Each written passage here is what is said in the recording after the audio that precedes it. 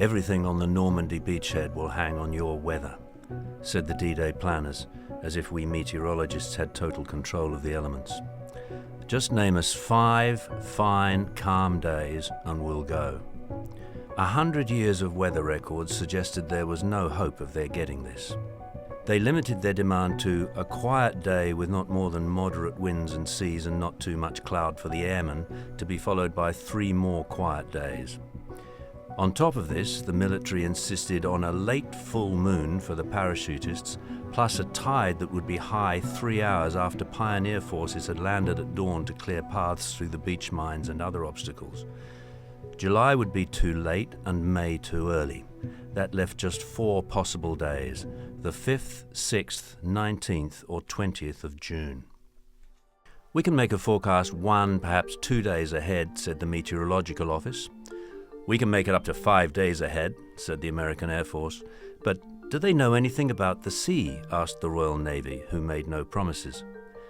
To satisfy pride and to get the best possible forecast, the solution was to form a committee made up of the 3 groups.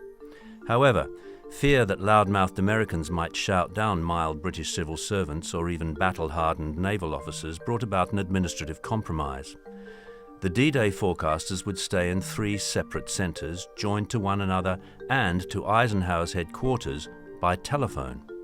A non-forecaster presenter would moderate our debates and then explain our agreed forecast to Eisenhower and his staff. Despite all the scientific expertise simultaneously available on his phone, an agreed forecast never emerged easily, even after hours of discussion. We all analysed the same hundreds of observations. We drew pressure maps for the days ahead with hunch and experience as our dangerous but necessary allies. None of us proved to have a monopoly on rightness or wrongness. Eisenhower and his commanders had about a month to make up their minds about the quality of our weather advice.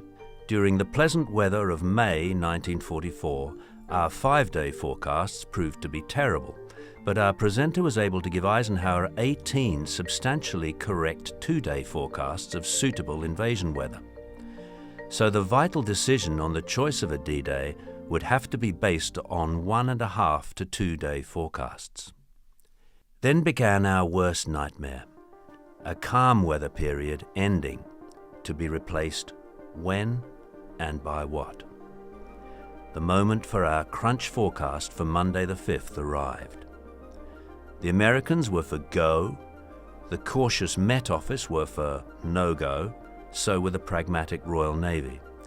Then, during the night, our observations showed that a stormy front was sweeping towards the Channel and, unwillingly, the Americans yielded.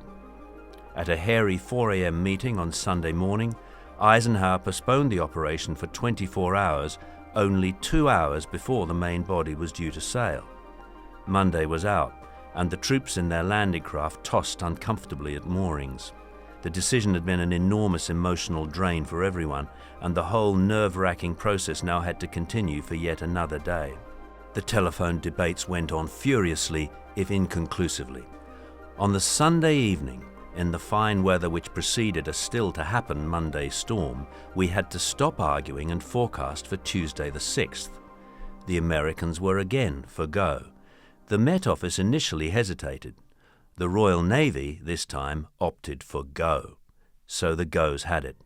Our forecast firmed up favourably overnight, and at 4 a.m. on Monday, Eisenhower rapidly gave the word to launch the Allied invasion of France. So, irrevocably, Tuesday the 6th it was. Our storm, quite a severe one, arrived more or less on time, fully justifying the postponement. Then it cleared from the west, with wind, sea and clouds slowly lessening. This enabled the bombers to bomb overnight, the moon to guide the parachutists, and the 3,000 ships to make for the assembly point in the Channel and go on to the assault on the Normandy beaches. Unlike the Allies, German generals had faith in long-range forecasts. On Sunday, 4th of June, Major Lettau, Rommel's chief meteorologist, said that there would be no invasion in the next fortnight. Rommel went home on leave. Admiral Kranke took a trip to Bordeaux. General von Salmuth went hunting in the Ardennes. General Feuchtinger and his chief of staff went on maneuvers in the Paris nightclubs, while on D-Day itself 3 more serious-minded German generals were conducting a mock invasion exercise 100 miles away in Rennes. But suppose that the Americans had been given, as they originally sought, sole responsibility. Their 5-day forecast could have fixed D-Day on the stormy Monday the 5th, which would have been a disaster. If sole responsibility had lain with the Met Office, it might not only have said no-go to the 5th, but also, lacking contra-opinion, to the 6th as well, opening the way to the next possible date, the 19th. The 19th would also have been a meteorological disaster. Forecasting for it, we unanimously predicted calm, quiet weather. It would have been a go forecast. But on the day, there were devastating gales, strong enough to completely destroy one artificial Mulberry Harbour and seriously damage another in Arromanches. An invasion that day would almost certainly have failed. In the end, it was the telephone committee method of forecasting that saved us. We got the most important weather forecast in history right, but only just.